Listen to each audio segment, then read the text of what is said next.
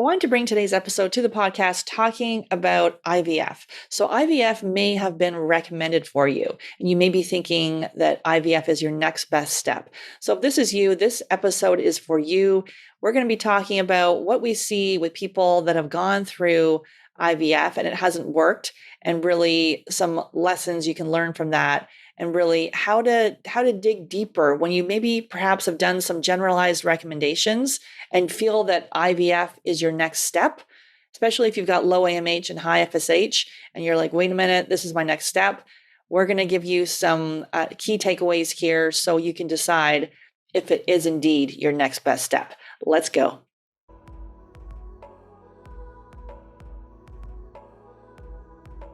Hey there, I'm Sarah Clark, founder of Fab Fertile and your host. I believe the functional approach is the first step for anyone on the fertility journey, and my aim is to help you get pregnant naturally. Today, we are digging into how to know if IVF is your next best option to help improve your chances of pregnancy success. And this episode is for you is if you would rather prepare your body naturally for a pregnancy, but you have no idea how to fast track your chances of pregnancy success, so IVF seems like the next best option.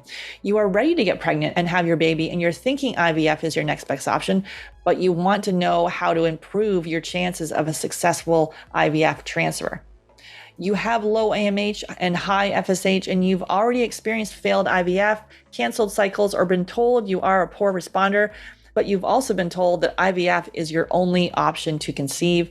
Thanks so much for listening. I'm so thankful that you're here. Make sure you hit subscribe or follow. And if you know someone else who is on the fertility journey, please share this podcast with them. Okay, so today we're going to be talking all about if you are planning an IVF in your near future. And we talked about really who this episode is for. And so today, talking first about many times with low AMH and high FSH, similar to me, where I was diagnosed with premature ovarian insufficiency at 28, I had both my kids with donor eggs, and then years later, I discovered food sensitivities, gut infections, and chronic stress. But really, in the very beginning, no one told me there was anything I could do to improve my health. It was basically, here's the premature ovarian insufficiency diagnosis, and we work with a lot of people with POI or also a diminished ovarian reserve, where they've been told, donor eggs are your only option, or you had better rush to IVF. So that's what I was told. I didn't get a second opinion. I had no idea these other health issues were going on with me. And, luckily enough for me, the donor eggs work, but many people think when they select donor eggs, that's guaranteed. And, stats are telling us it's around 50% chances of even that working. And then you've got the, your postpartum period and the health of your children to consider, because, why is there an imbalance in your body to begin with, you or your partner? Why is this not working?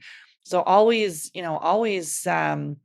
important to work on your health. To me, there's no negative side effects of working on your health. You either work on it now, if you work, or if you don't, you'll need to work on it later. Potentially, you'll be in a health crisis if you haven't addressed what's happening with your health and why for you it's impacted your fertility. So many people get frustrated that why is the person down the street who's hasn't changed their diet, hasn't gone gluten-free, hasn't done anything, and they're able to get pregnant. Well, for you and I, it's impacted our health, whatever our health issues. For me, it was food sensitivities and gut infections, like I talked about, thyroid imbalance and more. It's impacted our fertility. Other people, it may, they have diabetes, heart disease, maybe they have other issues going on in their body.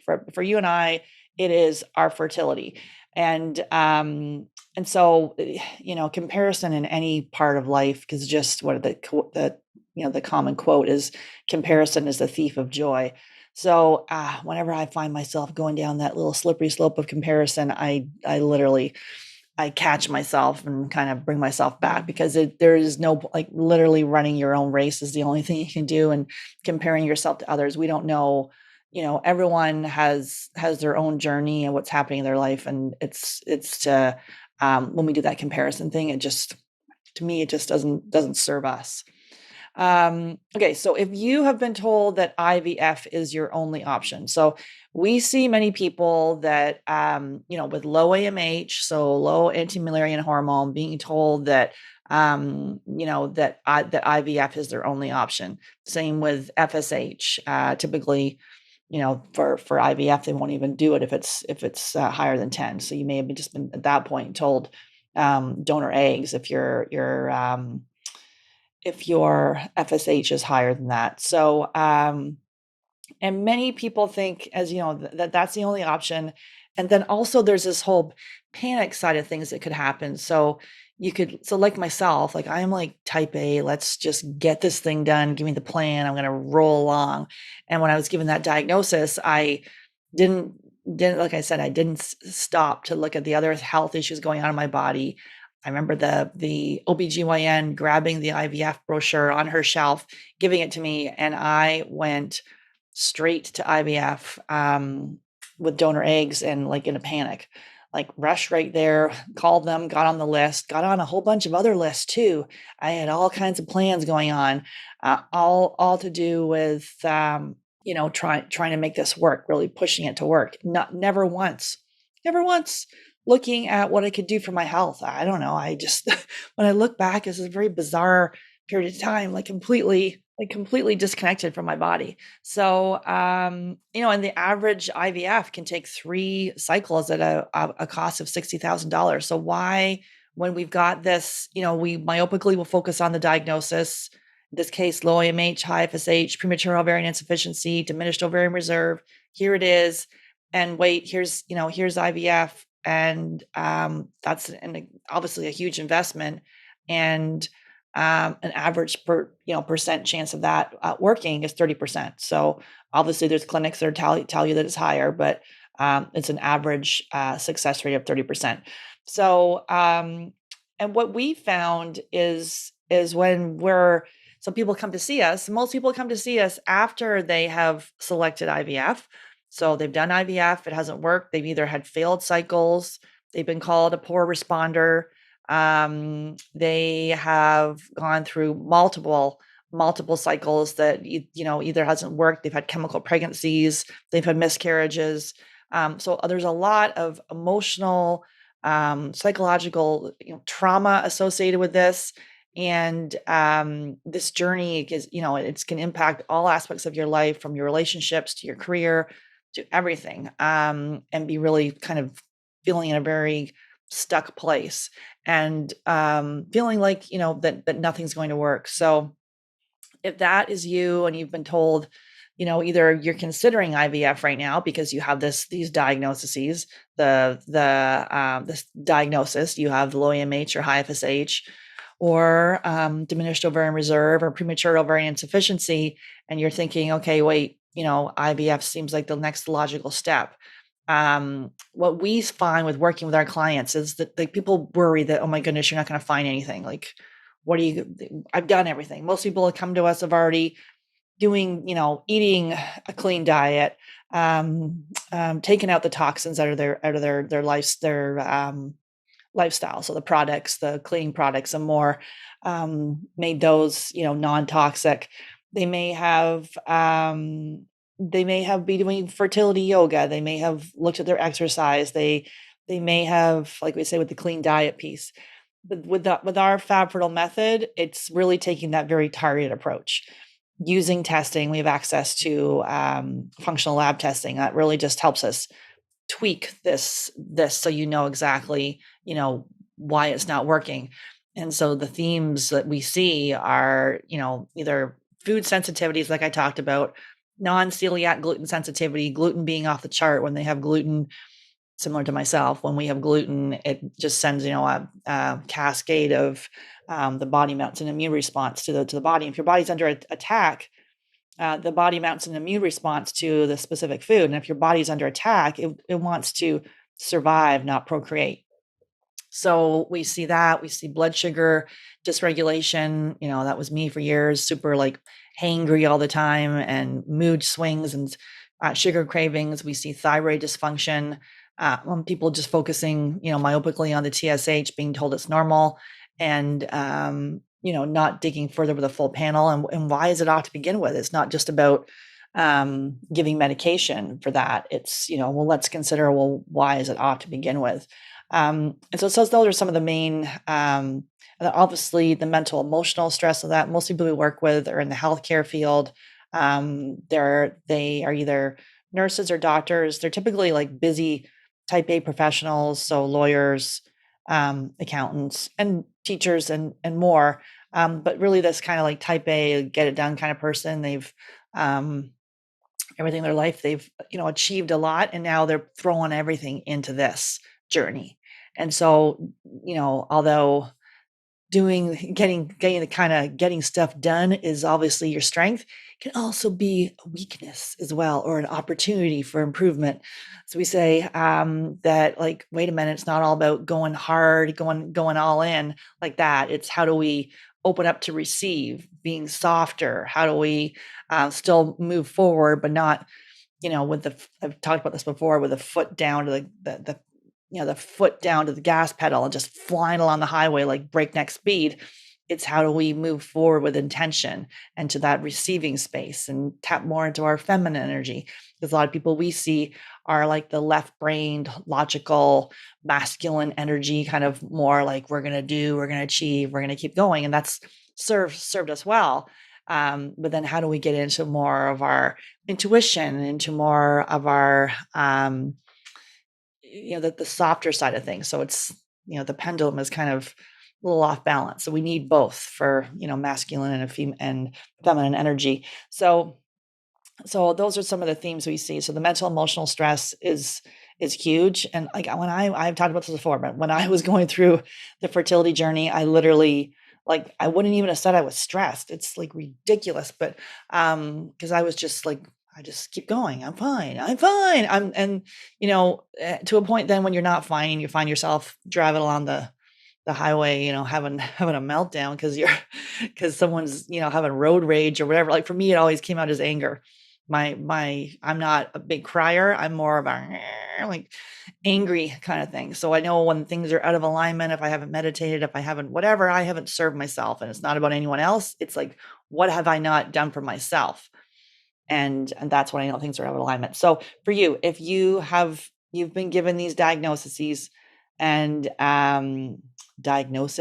been given a diagnosis of, low AMH, high FSH, you're on the fertility journey and nothing's worked, and you've been told IVF is your next best option. Before you go there, and I don't want for you to be like people that come to work with us is like they've gone through a lot, and there's still things we can do, and we help them get pregnant naturally, or their next IVF it actually works. But they've experienced, the being labeled that poor responder, having canceled cycles, having chemical pregnancies. It hasn't, a lot of turmoil that it hasn't worked. And because no one has dug deeper, and those missed healing opportunities have been missed. And so the next thing we see is so many people that this whole fertility industry in itself, it just sends, it makes us feel in a panic. And if you're like me, this is something I still work on every day, is patience. And the fertility industry sort of has us, we're too old, we're running out of time. We only have a certain amount of eggs. It's, it's game over, and we better rush to IVF.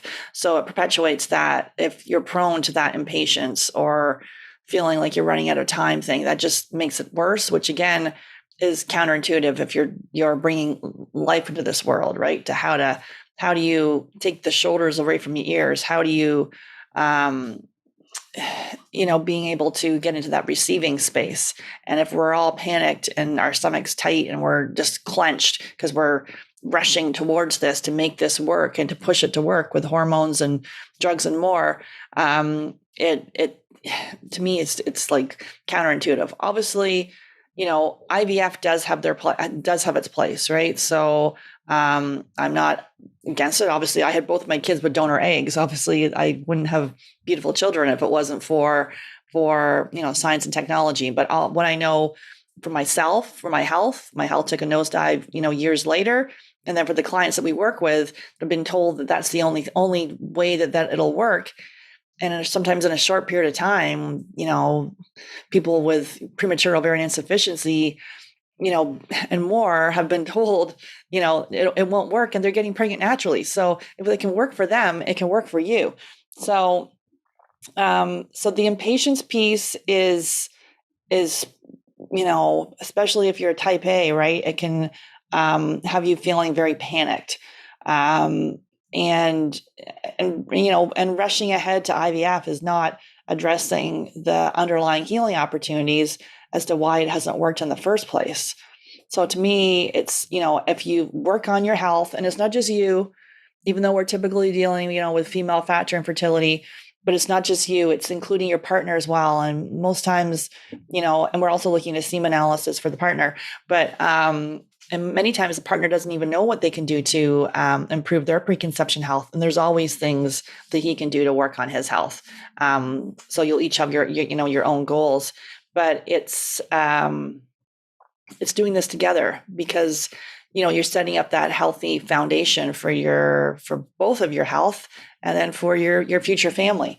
So, and then recognizing, like, if you are feeling that you're in a panic, to really, to really kind of dig into that piece to see where it comes from. For me, the impatience comes from my dad. Like, I grew up and he's an entrepreneur, and he was always like, if you didn't get out the car fast enough, he's like, hurry up, let's go. Everything's going to pay. We got to eat our dinner quickly. Everything's fast. We got to go really quickly. And I remember like walking down the hallways of the school, like rushing so fast to get to the classroom. And I don't even know why I was going fast, but I just wanted to get everywhere fast, eat my dinner fast. Like, everything has to be done quickly. Like, let's go. We're in a panic. And now I still move quickly, but now not in such a crazy way. And I'm like, I don't need to, like, each day you can do a few things and you can move forward. And before, I'd have this massive list and I'm like, let's attack it and we got to go. And so again, that's like our superpower. If that's you, if you're like checking it off the list and you're just, go, it's a superpower. But then how does that impact you? And for me, I've got a lot of energy. I can keep going until then it no longer serves you. So for me, with that fertility diagnosis thing, I look back on, like, I grew up in it was a cedar house in the forest. It was, we had a lot of carpenter ants. My mom sprayed these carpet, like she had someone come in regularly to spray the carpenter ants. My dog died of cancer at 10. I got this infertility diagnosis. My brother's blood cancer. Was the fact that we inhaled all those toxins? I don't know. Was the fact that I probably had a food sensitivity from the get going? Like, I remember, like, at 12 looking, I had these dark circles under my eyes. I always had a food sensitivity that I didn't know about. Then my early 20s, I had acne. After, in my teens, I didn't have any acne at all. My periods were all over the place in my teenage years. They were so heavy. I remember like fainting, like passing out, and they were like soaked through pad after pad. And I was like, mortified about this. Didn't tell anyone. I'm like, oh my God, I'd have to go to bed. It was horrible. And then they went away. And then the periods were gone. And I was like, thank goodness. I don't need to deal with this. This was a nightmare. But obviously that was my body was completely out of balance. And then I was put on the birth control pill and didn't get to the root cause, and then got this diagnosis. But I do believe I could have balanced my hormones back then, when I was still cycling naturally. Obviously, I didn't discover any of this until, years later. So we see a lot of these sort of, some similar things with our clients, with the food sensitivity piece, and then I also, university, I remember being like so tense. Like, I didn't know I was tense, but I was so tense. Like, at one point, I TMJ in my jaw was so tight, I could barely open it to put a little fry in. Obviously, the fry was probably bad for me because it was probably coated in gluten. But all of that interesting. Like, I wouldn't have considered myself an anxious person, but looking back, I'm like, yeah, I think some of these things were, how you reframe it and how you look at it, but some anxiety. So like for me, it was some mood issues, irritability. So I tell you all this so that you can see if there's something going on with you. I'm not, hopefully you can see something in your story. You're like, oh, wait a minute, I've got some mood issues, or wait a minute, I had my hair started like changing consistency. Then it was falling out, and everyone said my thyroid was normal. Well, it wasn't normal. Like, no one looked at the full panel. It's almost like that medical gaslighting where you're like, there's something wrong, and I'm just been given a pill and, brushed aside, you're fine. And, trying to figure out this complex diagnosis by myself, and these chat groups saying, sorry, you're doomed. You're finished.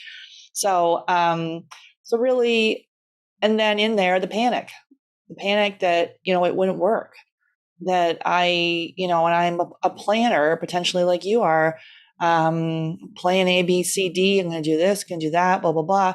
And then with the wasting time piece is what we see is then people aren't going deep enough. And I used to do this. I'd be like, oh, I'm going to do this. And then I'm going to do that. I'm going to do that. Well, if I went deep enough on the first thing and really explored all of it and seeing what's been missed, instead of just going surface level and, missed some of those healing opportunities, then I believe that's the case in many things, right? Where you're just doing it part way. Maybe you self-sabotage. Maybe you're like, oh, I changed the diet and it didn't work, but did you go deep enough? Did you really take it out? Did you really note it on a symptom checklist to see if you have any symptoms, when you took it out and then brought it back in? The foods. Did someone really figure out maybe you actually had, a parasite or a gut infection? Because you can eat the most pristine diet ever, follow the fertility diet and fertility superfoods, but maybe you got a parasite or you got a fungal infection or more bacteria. And so, that's impacting your body's ability to conceive if there's an active infection going on. And we see that all the time.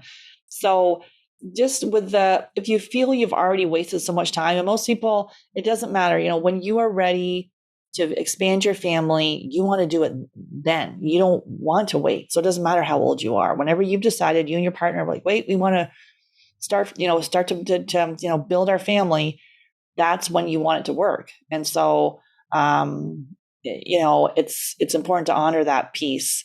And you may have felt that you've wasted time and everyone else around you is moving on while you're stuck and it's not working. And that's that comparison piece, which can be, it's to honor that it comes up. It'll keep coming up until we address it. Right.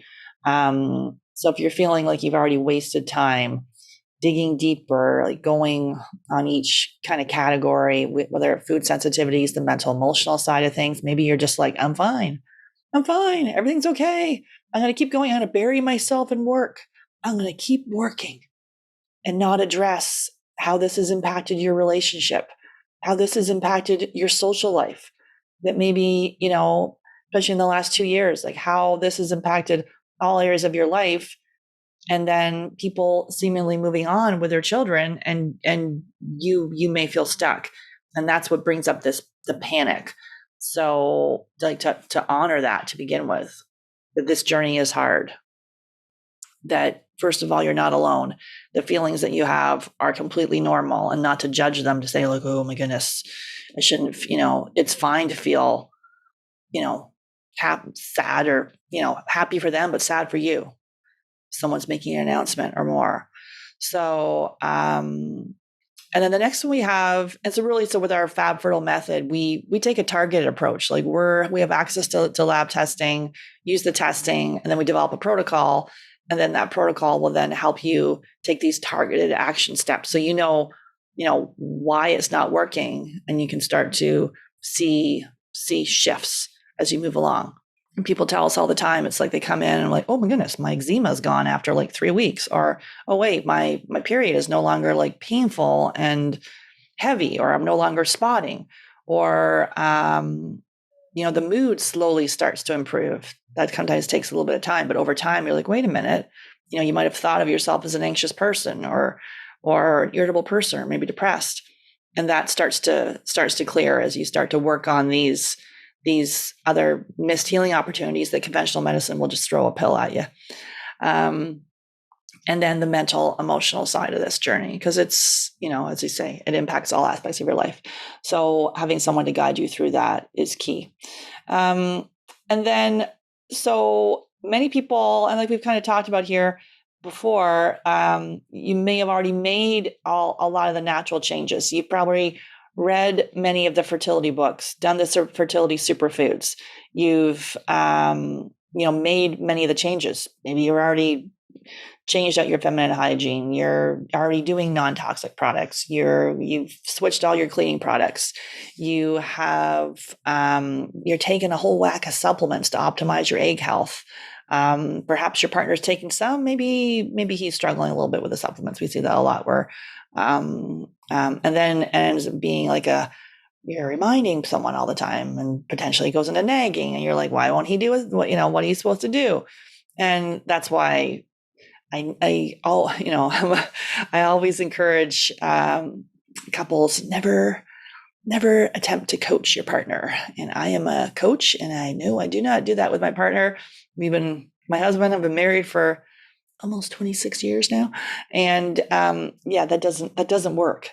He will come along when he's ready, and having an outside person to help you guys do that is key, because he knows what he needs to do, and he's not doing it for whatever reason.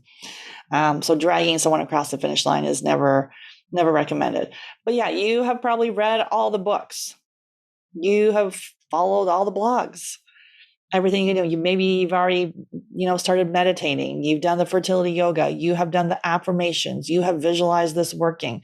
You've probably done a lot, right? And most people that we work with, they've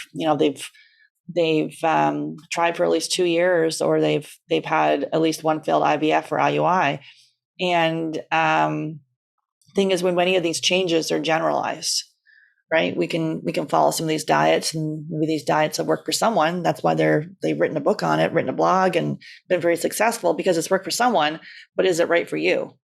Maybe you're intolerant to the avocado you're having every day, to have your fertility superfoods, because maybe you have leaky gut because you took multiple antibiotics for an infection you're dealing with. Maybe you're on hormonal birth control, which all of these then will predispose you to food sensitivities and leaky gut or intestinal permeability, and then you end up being intolerant to your favorite food, which we see a lot.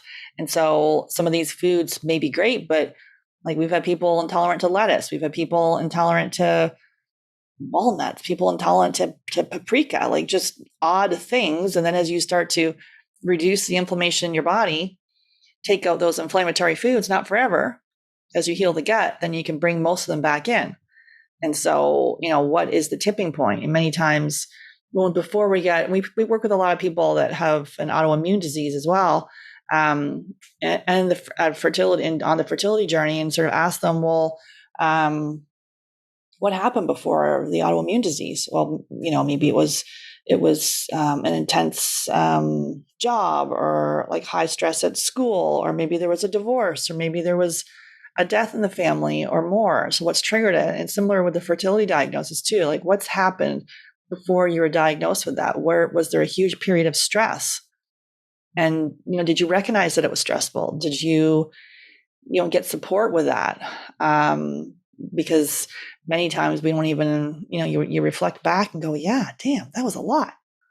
You might have kept going. Maybe you buried yourself. Maybe your coping mechanisms is just to push it right down and just keep going. I'm fine. And then, maybe you're helping everyone else.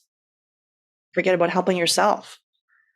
And then with the partner piece, it's like, so we see a lot of people, because it is female factor fertility that we're typically dealing with, low AMH and high FSH and diminished ovarian reserve, premature ovarian insufficiency, and more. We will see the female partner's done all kinds of changes, made all these generalized recommendations, but the male partner, like we said, he hasn't done as much. And it's not to say that like 99% of the couples we work, the male partner is extremely supportive. They will do whatever needs to be done. They just may not know what they can do. And so we include in our Fab Fertile method, we're doing a blood chemistry review, not to diagnose, but to educate, similar with the semen analysis. And then it's like, oh, wait, here's the factors that you can work on. So I haven't had anyone come in and say, wow, your health is perfect. There's nothing you can work on. We all have health goals to work on, be it, eating less, eating out less, going to bed, focusing on our sleep, focusing on a relationship, all this can be their journey, can either bring you closer together or tear you apart. So if you've already made a lot of changes, I encourage you to look at, like, to take that target approach, to dig deeper. It's almost that, like we talked about before, where you're, instead of just doing a surface level, we go in a little more. And that's when you can start to shift the needle, because it's like these little tweaks every day. You're like, okay, wait a minute. Maybe you got a thyroid issue and you're already taking Synthroid, but then no one even looked at the full panel, seeing what, maybe you have a gut issue that, or a liver imbalance. And so that's impacting your thyroid. And so, like, what is the underlying healing opportunity here that's been missed? And it could be that medication is necessary, but that's just a Band-Aid approach. And then, how do we look at the other targeted diet and lifestyle changes? Also, we include genetics in here. So looking at your genes, and it's not, here's a gene and you're doomed. It's how can we support that with diet and lifestyle and supplement recommendations to support if there's any deficiencies or you're prone to something. So it is a very, obviously, an empowering approach. But if you have made those natural changes, you've done, and most people come to see that they've already done a lot, it's to include your partner. He needs to do this with you. So you're both building that strong foundation. And also to both dig a little deeper with support, right? And so it's that mind, body, spirit. So especially with these diagnoses, and I've talked about it a lot before, but with being able to visualize it working, because many times it can sort of feel that, well, maybe you feel it won't work. Maybe that RE, the reproductive endocrinologist, has told you, like me, that donor eggs are your only option. And you're like, okay, that's the only thing I can do. And hopefully if you listen to this podcast we have a lot of guests in functional medicine, natural fertility solutions, mind body fertility, there are lots of things you can do before you go that route. And maybe you do have to go that route. And so we have people too that they've decided donor eggs, that's where I want to go. I'm ready. And we support those couples as well. So, because you still need to have a clean host, and, have, for your partner and for you to still, especially for your partner, for his sperm, and then also for you to have for it to implant and have a healthy pregnancy. So there's still things to work on your health there. So depending on where you are, right? So you just need to, and many times people, because of the planning kind of things, it's like, look, I'll try this for 6 months and then I'll do this and then I'll do that. And because really, you're in control here, right? And it may feel that you're not. There's a lot of uncertainty. You don't know what to do. Where should I go? Everyone's giving you all this different advice. So really encourage you. I like the analogy of the healing roundtable. So we have your nutrition practitioner, your OBGYN, your RE, your fertility yoga, maybe acupuncture. So you have these practitioners around you, and then you're in the center. So you don't use them all at once. Many times we just go right over to the RE, IVF, off we go. And then no one looks to see, how's your diet and lifestyle? How, maybe there's therapy here. How's your mindset? And then no one even asks you, well, what, I ask the people, why do you think it hasn't worked? And that question, most people haven't been asked that question, because they're basically being told, oh, wait, here's your diagnosis. Here's what it is. This is the only option for you. And it's really important to be, this is your journey, to be empowered and to know that you know your body best. Those little symptoms, those little signs that, each day you're like, oh, I got that little pain here. Maybe there's something weird here. But don't let anyone, second guess yourself. You know your body best. And so you can take the advice of these people on your healing roundtable, but you're in the center and you're the conductor. You're like, okay, I'm going to bring that person in, and this person in.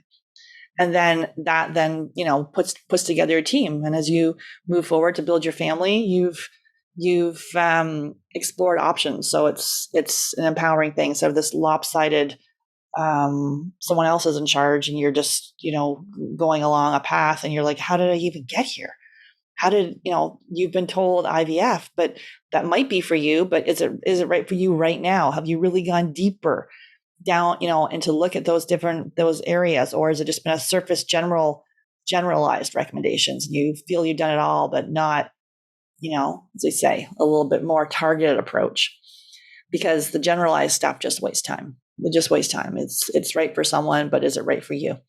So, as I say, we have many people that we work with that have been told donor eggs, and we've helped them get pregnant naturally, or getting pregnant with their own eggs with IVF. So if it's worked for them, it can work for you. So I encourage you to, before you make the decision to move forward, to really look at a target approach. And if you wanted to have a chat with me to see if our Fab Fertile method is right for you, you can go to fabfertile.com, so fabfertile.com, and you can click on the link apply here and book a call, and we can chat and see if this approach is right for you and your partner. So this is the call is for you and your partner. And typically you'll need to have been trying naturally for 2 years, or had at least one failed IVF or IUI to work with us. And we'll see if you're a good fit for the program. And really it's to have an open mind and being able to make these changes, right? Because some of the stuff can be simple but not easy. And the people on our team, we attempt to walk the talk. It's not about perfection, or but it's sort of, we've had that dark night of the soul and made changes, significant changes in our diet and lifestyle. And it's always a daily reflection, and how do we improve, and kind of like, oh, wait a minute, I was a little out of alignment there. What happened? I was cranky or whatever it is. So you start to be able to coach yourself to be able to see. And ultimately, all of this comes back to is like, how do we slow down and practice some self-care? I know, like, the hashtag self-care buzzword and all that, but like, how do we slow down to then move forward in a very in a targeted way, and really optimizing our health so we feel awesome? And many people on the fertility journey, you may say you feel okay, but sometimes we don't know how poorly we feel until we feel awesome. And I was always like, I feel great, I'm fine. And then I was like, oh, wow, why am I going to the doctor every minute to take antibiotics for the UTIs I was constantly getting? The bacterial vaginosis, the UTIs, the yeast infections. What the heck's going on there? Oh, I'll just take antibiotics for those. What are all the sinus infections I used to get? So we see this a lot with our clients, with infections, antibiotic use, birth control, and more. So if it feels right for you, you can book a call, and love to chat with you and see if the Fab Fertile method is right for you. So take care.